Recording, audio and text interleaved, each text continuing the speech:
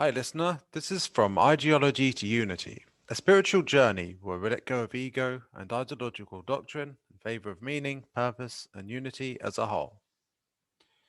So, I'm doing another reading, and this is from the Red Book of C.G. Jung, A Journey into Unknown Depths by Walter Boechat. And we're getting close to the end now. This is the last chapter, other than the conclusion, so the penultimate chapter. And this is called Chapter 9, Philemon. In his book of memoirs, Jung wrote, Philemon and other figures of my fantasies brought home to me the crucial insight that there are things in the psyche which I do not produce, but produce themselves and have their own life. 1963, page 176. The appearance of Philemon represents the culmination of Jung's pilgrimage in search of the self. Philemon is referred to in memories, dreams, reflections as equivalent to the guru figure in ancient religion. Jung relates how he had a real-life experience with the guru when he was visited by an Indian intellectual who was one of Gandhi's disciples. Um, yeah, I would say that's like the wise old man archetype, right? The visitor revealed that he had had a guru, and Jung asked who this was. He answered that his guru was called Sankaracharya. Jung was surprised. You don't mean the commentator on the Vedas who died centuries ago? His visitor then explained, matter-of-factly, that this was not at all relevant and that the guru experiences an inner experience. At that moment, said Jung, I thought of Philemon. Philemon. So, someone who lived long ago, who's their guru, and yet, well, yeah, it's long ago, before, so your guru died before they taught you. Well, we understand what atheists would say, but I suppose that's plausible. You can get spirit guides and gurus for the afterlife and stuff, or even someone might be a reincarnation of that person. I would say it's feasible. The word guru has been overused in recent times and is often used incorrectly. There are various etymologies for the Sanskrit word, and the most commonly known of these that defines it as a person who leads you from the darkness, gu, into the light, ru. Well, that sounds good. A highly qualified spiritual master or dissipator of darkness. Another etymological explanation is that the cognate of the Latin gravis, meaning heavy, or for, of wisdom and divine knowledge. Tradition means the formula guru, God, self, identical experiences. Tradition reveals that. Did I say means that? Anyway. Therefore, this comparison of Philemon with the guru figure places it in the category of the archetype of the wise old man, an important teacher for Jung. Indeed, Philemon is compared to an avatar through a citation from the Bhagavad Gita, the sacred Hindu book belonging to the Upanishads. Jung placed the following citation next to a picture of Philemon in the Liber Secundus.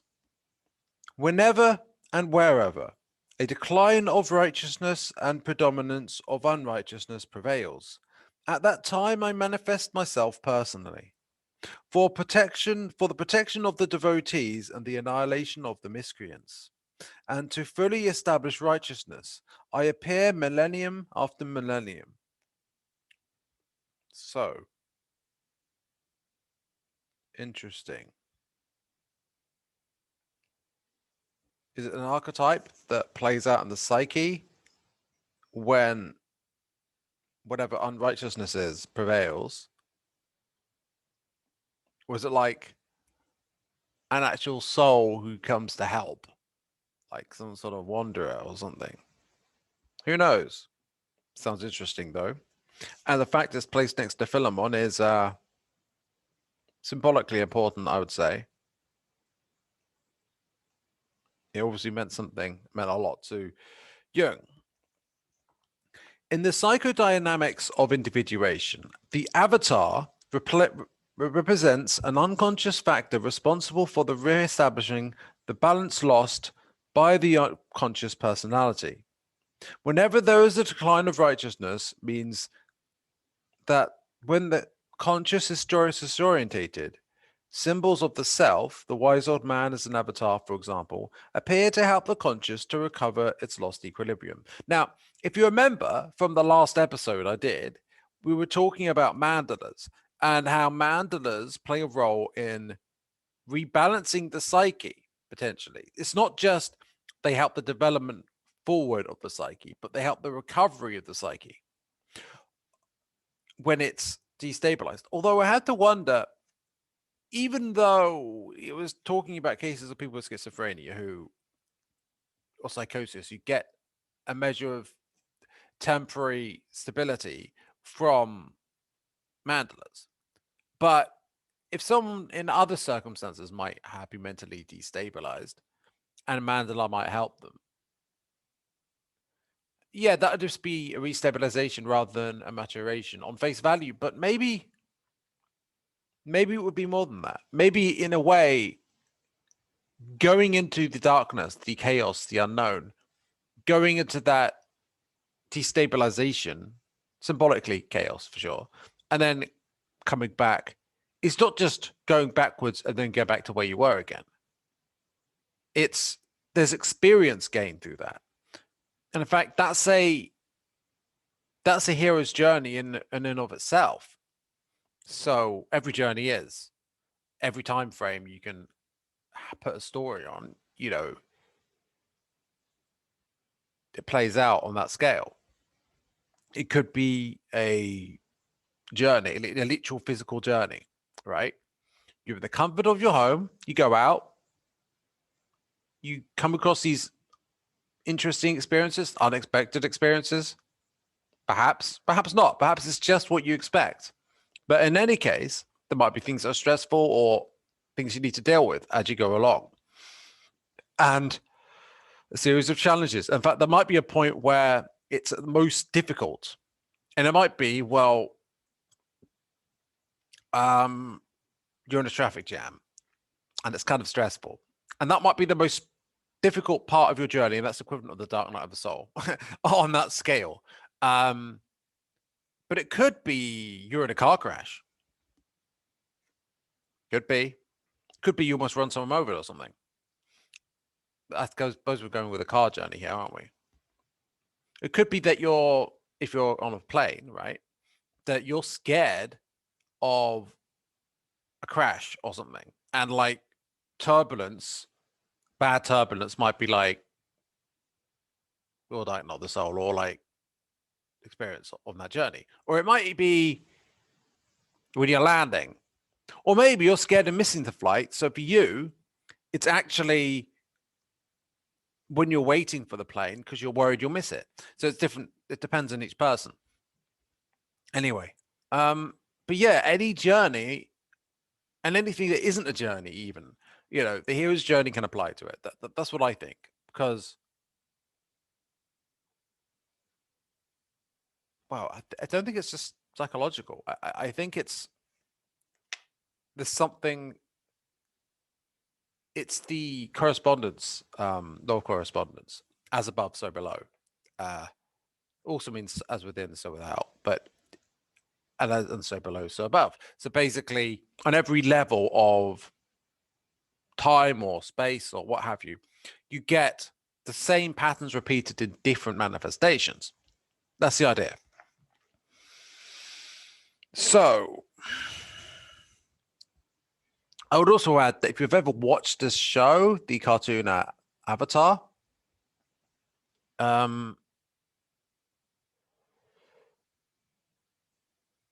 whenever there's instability in the world, the avatar comes to bring balance. The avatar of the divine, the avatar of the elements,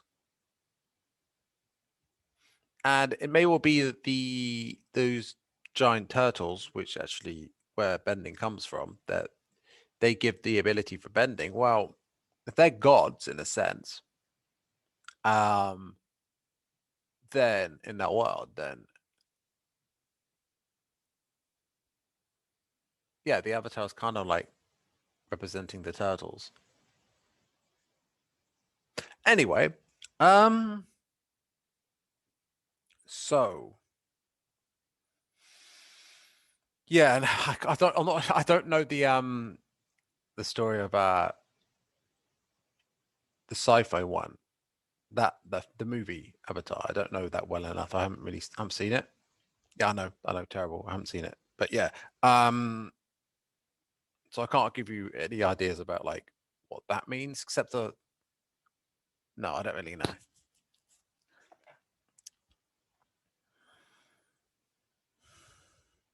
The new equilibrium is always more advanced and exists on a higher plane. Well, there you go. That fits into what I said. It is a move forward, right? Crises are calling for psychological development. People can often have difficulty entering into contact with the wise old man in themselves and project this figure onto their analyst as part of the transference. It is vital that the analyst embodies the archetypal image temporarily for the client until the client can integrate the values it represents when he is ready and no longer needs to project this idealized image onto the therapist. What does that mean that if it's a woman, it's not like the wise old man archetype, so it doesn't work the same way? Not being sexist, I'm just wondering what that does to the mind. Or maybe not. Maybe you kind of somehow you see your a female psychologist as like um a wise old man in some odd sense. Oh, you could just be the wise old woman, I suppose. But that is technically a different archetype, right? It's no less of an archetype, but it's different. Like, I don't know. I don't really feel like I have a clear answer here.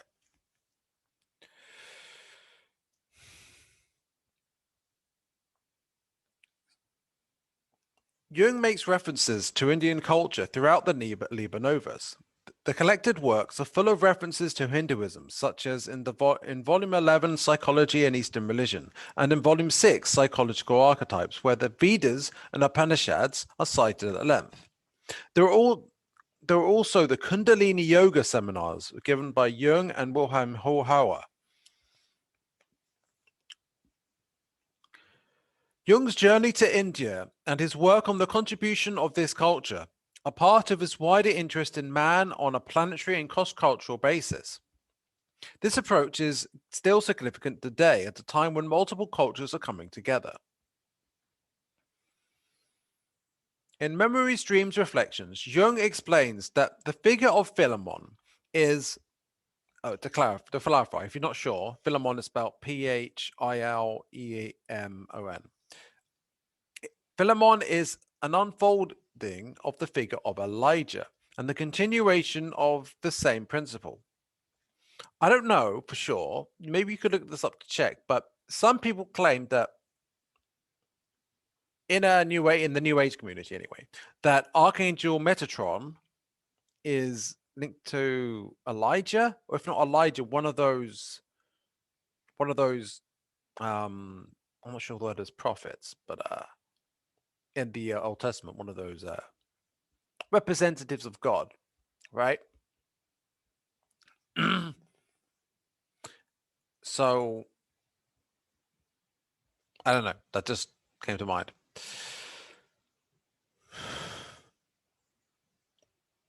Unfolding of the figure of Elijah and the continuation of the same principle.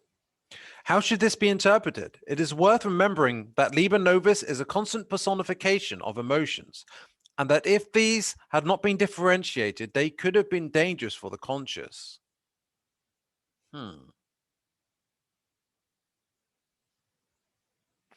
When these chaotic emotions acquire an image or are personified, they can be integrated into the conscious. The archetype of the spirit, the principle of feeling, initially appears in Liber Primus in the form of spontaneous autonomous thought.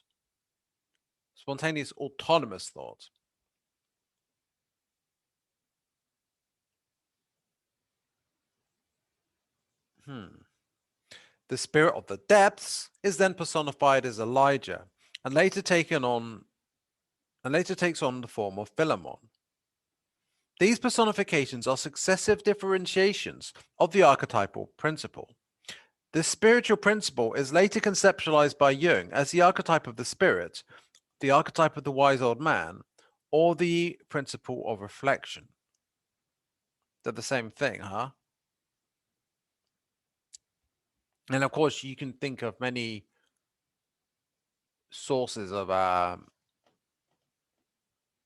any stories, right? And you can identify who the wise men, old men are. That archetype. It's easily to differentiate. Like for example, Iroh in The Last Airbender. So man, I love that character. Anyway, so the first time Philemon appears, similarly to other important events in Jung's life, is in a dream. He appears flying through the sky as blue as water and full of flat clods of earth. You know, blue and flying through the sky, just it reminds you of the Hindu gods just saying. He has wings like those of a kingfisher, holds in his hand a bunch of keys, one of which he is clutching as if about to open a lock, and has the horns of a bull. He brings Jung, in his own words, a strange Egypto-Hellenic atmosphere with a Gnostic coloration, unlike Elijah, a Jewish prophet from the Old Testament. Gnostic coloration. Well, I mean, the law of one has similarities to Gnosticism. And Egypto-Hellenic, I mean, that makes me think of Hermetics. Hermetics does come from the Egyptians and the Hellenic origin, especially the combination of the two. Depends how far back you go.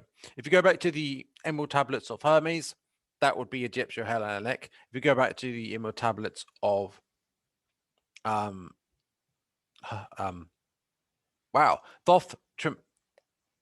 Thoth the Atlantean. Well, that goes back way further. The thing of that one is, though, you can't prove that that's actually from the Atlantis. Melchizedek or something is the someone Melchizedek is involved in finding it somehow, and some people might be skeptical and say, "Oh, well, they made it up." I don't know. I believe it anyway. I believe this. I believe that's that it generally is the original tablet. But anyway, yes. Back to the subject at hand. That's an interesting image, isn't it? Horns of a bull. Now, obviously, fundamentalist Christians might see that and be like, "It's Satan." Wow, probably not, but who knows? I've wondered sometimes, like, what if it's true somehow? The Christian myth, the Christian story, like in the sense that we've been taught it, like Catholicism or mainstream Christianity. Like, it doesn't add up to me, honestly. It doesn't add up to me at all. And the idea that, like, the way people of Jericho were treated, and there's all sorts of brutal, terrible things in the Bible, and I just get serious narcissist vibes from Jehovah. So the idea that is how reality works, and that virtue is obedience to a tyrant, and that just doesn't add up to me. That's just so. But I can't admit, I've got to admit, I've had my doubts. Like, what if, despite how absurd it seems, somehow it's actually that way? And what if somehow New Age spirituality is actually Satan tricking us, even though the whole narrative makes no fucking sense? And what if it's supposed to make no sense as a test of faith to see if you just mindlessly believe something out of pure faith? And it's like, well, I guess if you don't have blind faith and you have critical thinking about it and you don't believe it despite any doubts. If you have doubt, I guess you deserve to go to hell for eternity then. Nah, it doesn't add up to me. But it's not like I haven't had, oh shit, what if there is something to it? Or like, yeah, what if the aliens are actually demons? You know, people have said that. People, and especially the people who've got into New Age stuff and then had the dark night of the soul, freaked out, and gone back to Christianity. Those people are like the most anti-New Age stuff, anti-New Age you might find. Anyway, you know, I don't know if you like my tangents because some people like it, some people don't, some people in between. So this is how I do it. Well. I like that Gnostic vibe anyway. A bunch of keys. So what does a key do? It unlocks you or unlocks something. And there's an opening up that comes from that, is there not? And an opening up isn't like an acceptance. It's a broadening of horizons, perhaps. But also a releasing of something from the subconscious, maybe.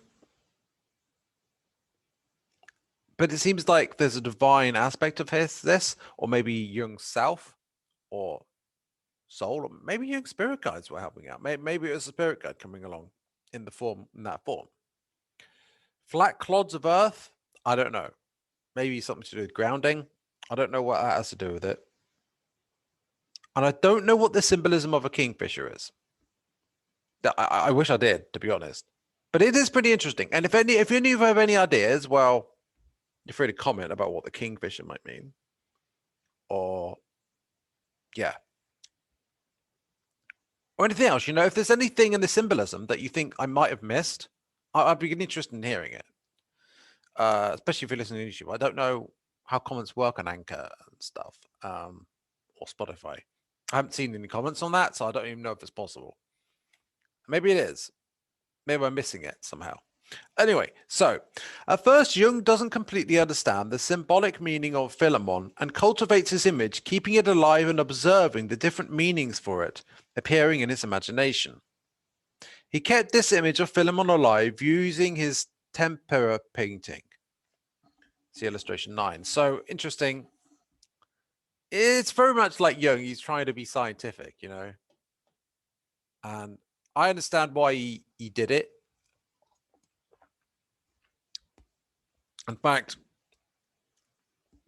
we might not know about Jung to the same extent if Jung hadn't done that, because it's the prevailing paradigm about how to get to truth is it's all about science, right? Filament paint illustration 9. Where is that? Oh, is it? Well, there is a picture, but I don't think it's illustration 9. But it's actually the first one I showed you. So if you're watching this on YouTube or something, you should be able to see this. It does look Gnostic, doesn't it? It's got this temple thing. It's got the snake, or a snake, curled in the corner. It's got 2 different types of tree. It's got two Gnostic crosses. Some wise old man with, I suppose that looks like kingfisher wings. And he's holding something. And that one, it doesn't seem like a key. And also you got these, carefully, going up his robes around his legs. You see going up, it's like a spiral pattern. And it makes me think of maybe like a chain going up. And it makes me think of Kundalini snake going up. The chakras, actually. Well, it's not in that same position, but it makes me think of that. Interesting. And that's definitely the wise old man archetype. And there's an aura, halo around him. Aura, halo. That seems to be linked to the crown chakra, honestly. But yeah. And there's stuff around the edge of it too. So I don't know. That's not even the diagram mentioned, to be honest. In the contents, I should say.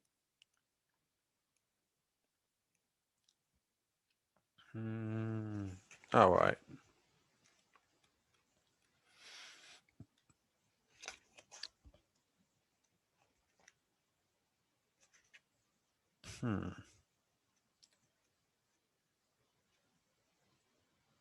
I don't know. This technically, I'm not reading the Red Book, am I? I'm reading a book about the Red Book. Oh, well, I'll just leave it out. I think I showed something similar to it anyway. So this image was one of the best known paintings in Liber Novas. The venerable countenance of Philemon has a strange similarity to Jung's own face at the end of his life. That is interesting. Each element of this image has a different symbolic meaning and merits separate analysis. The bird's wings are present in the personification found in the Western mysticism as a symbol of transcendence and transport. That makes you think of the Merkaba. The Merkaba is used for like astral projection and stuff, which is a sort of transportation. And in fact, apparently, there are types of alien spacecraft which use Merkabas in one sense or another. In fact, the Merkaba might be used in order to pilot them. Not all of them, some of them, the more spiritually based ones, not the ones that are entirely technological, which some may be that way. But anyway, yes. Angels, the quintessential winged beings, get their name from the Greek angelos, meaning messenger. And that links to me, in my mind, to Hermes. And that links to me, again, to Hermes Trismegistus, which links to Thoth, which, incidentally, is symbolized as a bird, or at least with a bird head, right? Although that is an ibis, not which is a different bird from a kingfisher.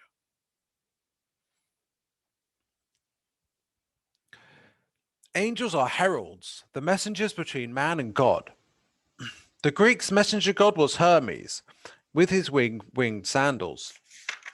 In addition, oh yeah, we've got the same illustration. Illustration 9 is literally the same picture I showed you, so I also wrote one. And it's just on the next page, so there you go. I was being a bit silly. Hermes is described as a psychopomp, meaning the guide of souls. From psyche, meaning soul, and pompos, meaning guide. Wings are therefore associated with transport and communication, which is one of Philemon's roles. Another important symbolic element in Philemon is his bull's horns, present in the dream that Jung relates in Memories, Dreams, Reflections, but substituted in the painting in the Red Book with an analogous luminous halo. Okay, I can picture there being horns though. The horns were a symbolic representation of power in pre-Christian cultures. They were used as an ornament by figures of authority and religious chiefs. They also bring a feeling of prosperity and abundance. In this way, these horns reinforce Philemon's spiritual authority. Interestingly, I also think they might have perhaps a phallic symbology, which might link to the idea of fertility and thus abundance and growth. I don't know. That's something that came to me. Anyway, yeah.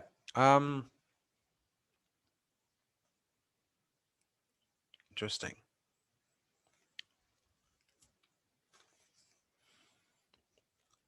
The keys, which honestly I can't see, but that image, but whatever. The keys express the idea that Philemon is a figure containing many meanings that are yet to be identified. A whole bunch of keys, each key for a different thing. Only through the continuous study of the symbols can the unconscious reveal these new meanings. Philemon is carrying a small flame, and its opaque light is reflected onto his chest. This small flame can be seen in various representations or figures of the unconscious, symbolizing a new potential conscious present in the unconscious. And what is individuation if not making the unconscious conscious? This Paracelsus, lumen naturae, the light of nature, the range of possibilities for development present in the unconscious. This is an important perspective as no unconscious, wow, I completely said that wrong. This is an important perspective as the unconscious is no longer purely negative or simply a repository for repressed material. Here it is seen as a source of creativity and for coming into being. So, and of course, the unconscious isn't just negative. The shadow doesn't mean it's negative. It's just that which the light of consciousness is not shining upon. That it's simply that. There maybe will be positive aspects just that are not identified with. And this is just for personal unconscious, right? But when it comes to the collective unconscious, that also applies. There's that. And in A Course for Miracles, if I remember correctly, which I could know the text a lot better, but there's this principle that Christ says in it that basically he seems to agree with Freud on certain things, actually.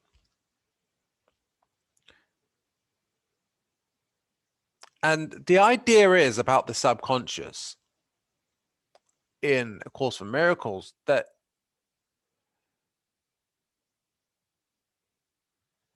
the natural state of the subconscious is actually kind of divine and handled by Christ naturally, right? And the Christ consciousness is kind of what an ascended consciousness is and kind of what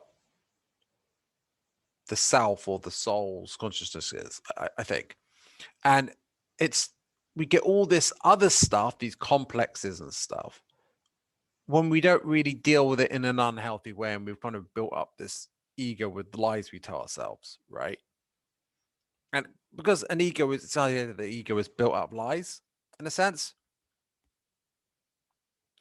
and self-deception, and it's a sort of madness. So there's definitely the idea is in that what you could call the collective unconscious, or perhaps, or maybe not the collective unconscious, maybe just a divine aspect of consciousness, or the self aspect of consciousness maybe is actually the true part of it, and the rest is kind of like not corruption, but something like that of that. I don't know why I'm talking about it now. It just feels relevant somehow. So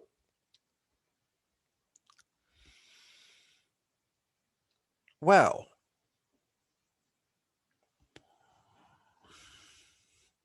yeah, the source of creativity and coming into being. Well, coming into being, well, you come into being through birth, right?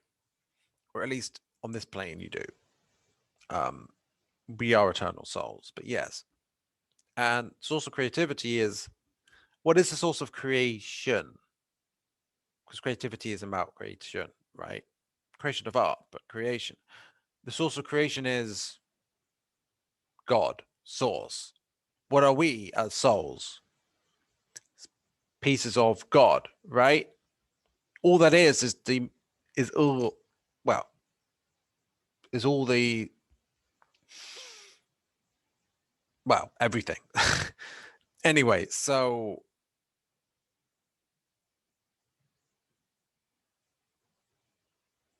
Philemon carrying the small flame may have been reported by von Franz studying Jung's dream, 1975, where it was named the Storm Lantern.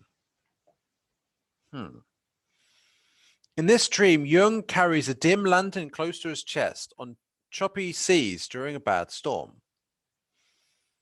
Von Franz, page 40 and 41, sees a dim light of the lantern as a representation of the conscious that needs to be preserved at any cost. This dream reminded Jung of the importance of the conscious and the confrontation with the unconscious. Indeed, the ethical position of the conscious is fundamental in active imagination and in all the experiences documented in Liber Novus, in which the most surprising, obscure, and unusual contents appears. We need to adopt a middle ground in which the content is confronted without it being repressed in favor of conscious logic, but where it is not identified with, confusing with the conscious. A firm conscious and critical position is required. Using Jung's dream as a reference, Philemon represents Jung's self, his superordinate personality, and the dim light that he carries close to his chest in his egoic conscious. Seen from this perspective, the figure of Philemon represents not just the self, but is also a poetic and mystical representation of the ego-self axis, or the interaction and interdependence of both these parts of the psyche. I will add here that, in a sense, the ego is maybe the physical, is linked to our nervous system and our brain, and it's sort of like the physical aspect of us, and the self or the soul is the spiritual aspect of us. And also the ego can, especially at its worst, be very much base, let's say, very much, well, self-centered and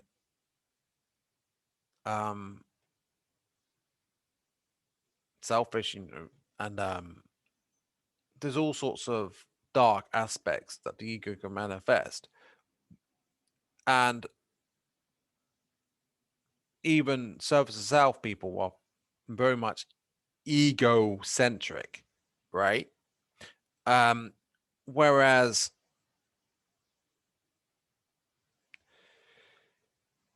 if on the other end of it is the soul and alignment with the divine, right?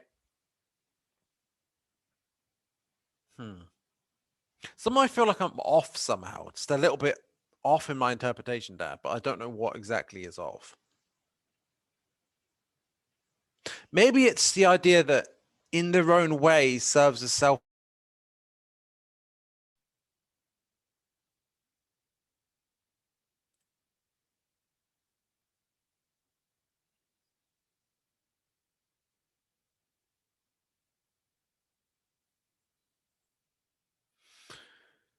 Sorry, there was a an issue with my internet.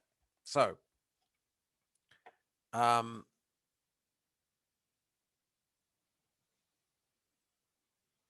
right, where was I?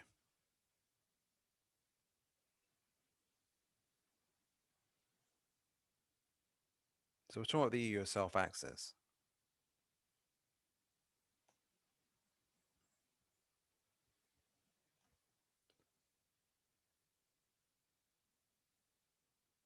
And so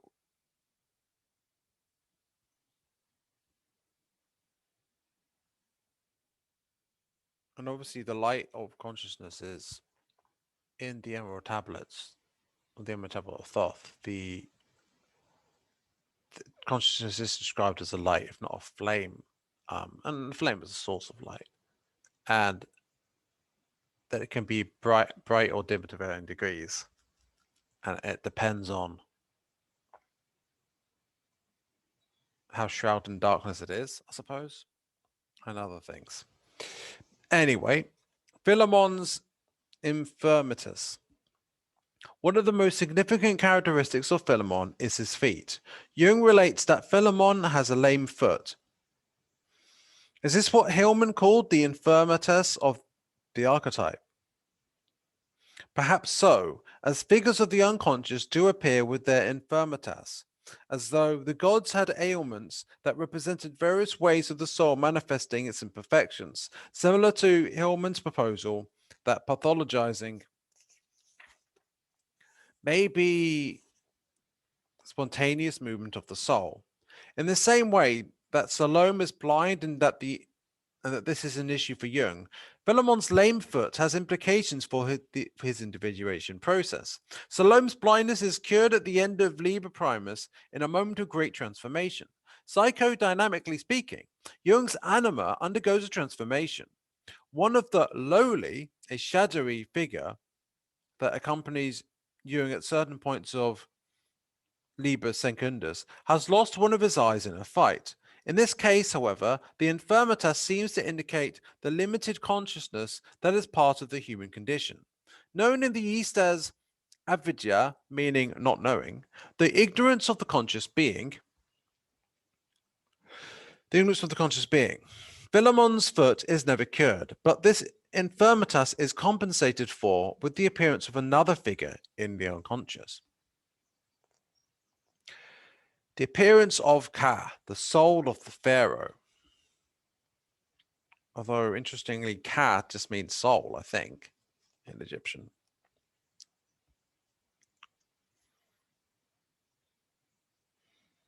Jung assumes that Philemon is an angelos, a spirit of the air representing the superior insight. Although he has enormous wings with the color of a kingfisher's, he also has a lame foot. So, right, he can fly around. He didn't need to walk around, right? Yeah, it's not about that. Yeah, Philemon is put into context with to a certain extent by the later appearance of another character whom Jung calls Ka, Ka. This name derives from ancient Egypt, where it was believed that a man possessed various souls, including the Ka, which was the soul linked to the body and the material world in general. Incidentally, Ronald Heyman hypothesizes, without explanation, that the name Ka is a corruption of Jung's old name, Karl. This is an extreme example of how hypotheses can be made with absolutely no basis in concrete facts.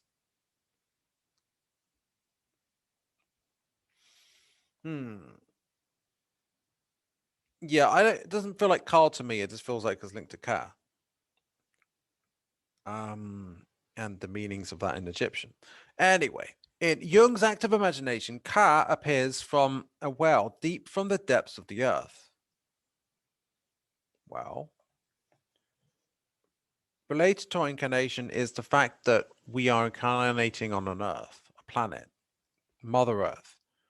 And she helps us get the life energy for maintaining our bodies, right?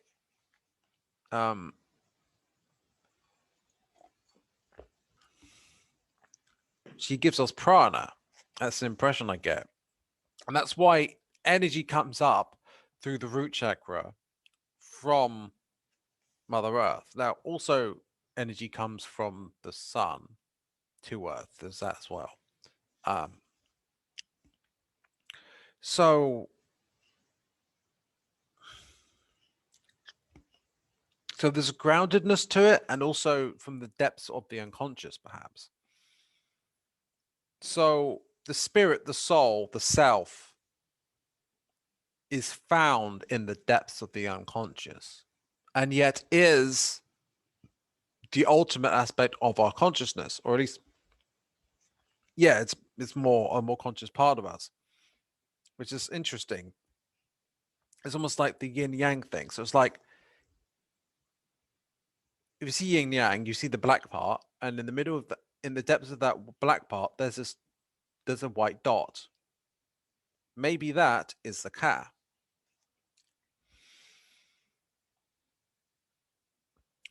This is in contrast to the appearance of Philemon, who appears from the air. Jung compares Ka to the metal spirit of the alchemist, which is playful yet also Mephistophelian in its mystery. You know, I've got this idea that, okay, so Philemon comes from above, and maybe Philemon is representation of the white part of yin and yang, right? But there's something missing. There's a blemish. Maybe that blemish, that something missing, is the black bit in the white area, that black dot. Something's missing, right? But he is completed by the Ka, that white bit in the darkness that completes the whole, right? And he comes from the unconscious. Interesting. While Philemon brings him the spiritual question of meaning, Ka brings with him the principle of beauty, or the eternal reflection in material. Yeah, so the reflection of the non-material that we see in the material. That is beauty. So that's the definition of beauty. No, not the official one, but that is what beauty is, right? The reflection of the eternal in the material or the temporal.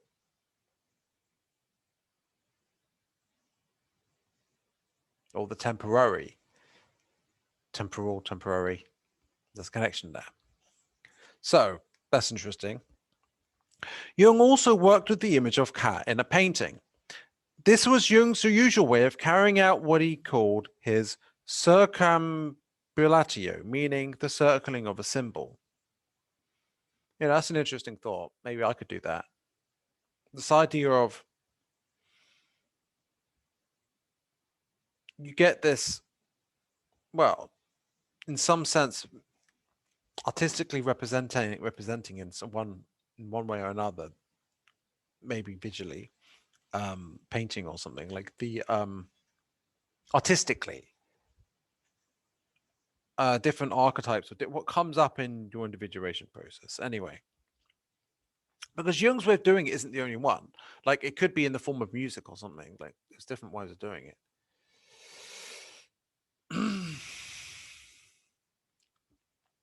Just being creative, ultimately. Drawing, sculpting, painting, or writing about an image was his revolutionary way of keeping the flame of his mysterious experiences alive, without reducing them to hasty rational interpretations. Unlike his mentor, Freud. The process is the essence of the unfolding of Liber Novus. Ka, in the same way as Philemon, gains symbolic expression through a painting, in which he appears standing on the ground surrounded by earth, besides a stone altar with a bronze top.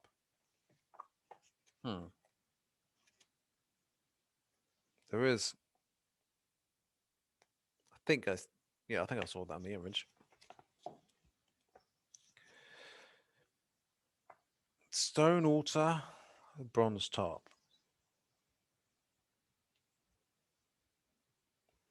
At the top of the painting, there is a kingfisher wing, and besides this,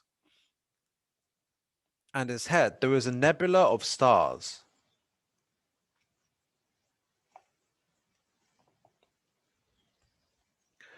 Ka is holding a stylus and is working on a shrine. He says, "I am he who buries the gods in gold and gems." Oh yeah, this is talking about painting of Ka, which is totally different from the one I saw. So yeah. Anyway.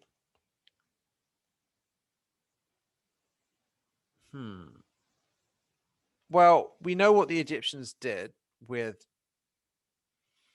the golden gems that were buried with pharaohs were for them to have guidance in the afterlife,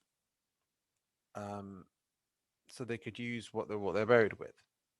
Now, in a symbolic sense, this relates to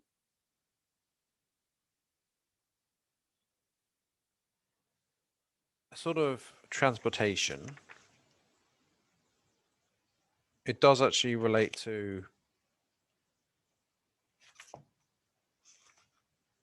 Philemon, perhaps. And it relates to what we carry with us. Perhaps our experiences in our life, what we learn, how we grow, we take that with us at the end of our life to the afterlife. And maybe that aids us in our eternal journey. No, I don't think that's what Jung was saying, but that makes sense. This painting clearly shows Philemon and Ka complement one another, representing two complementary areas of the psyche that together can achieve individuation. Like what I said about the two white areas of yin and yang, the main white area and the white and the black. Philemon is above, represented by his wing, and Ka is below, representing, wow, Ka is below, carrying out his creative work.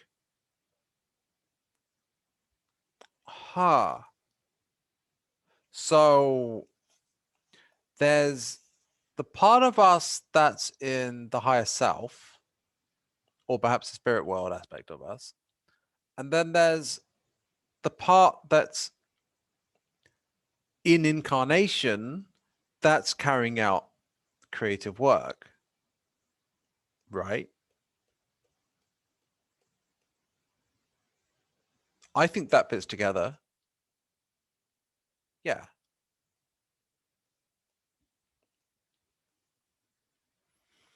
The nebula of stars between the two represents Jung's constellation of the self and the creation of new potential, the stars, through the integration of opposites. The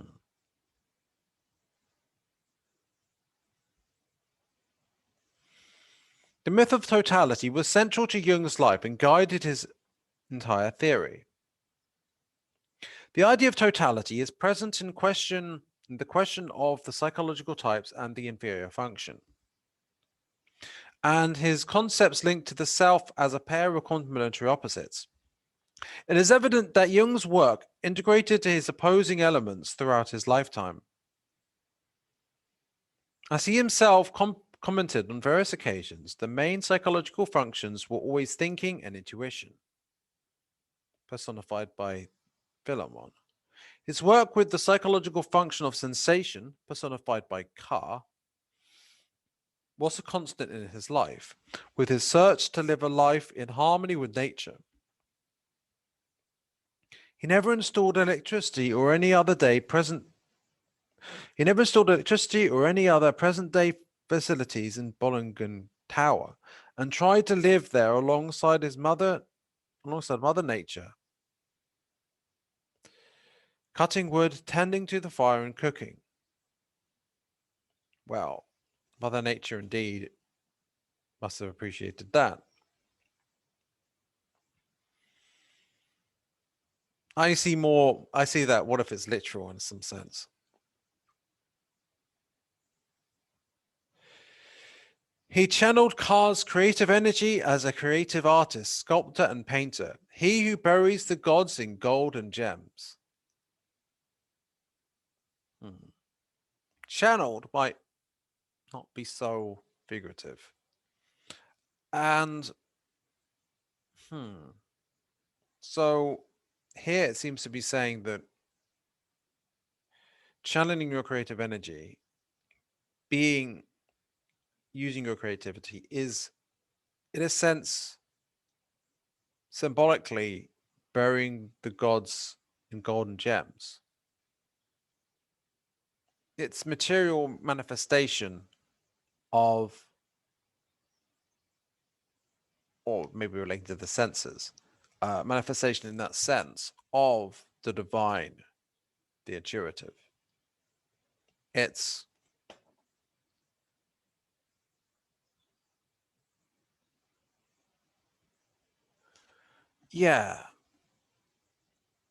it's making physical the non-physical that's intuited.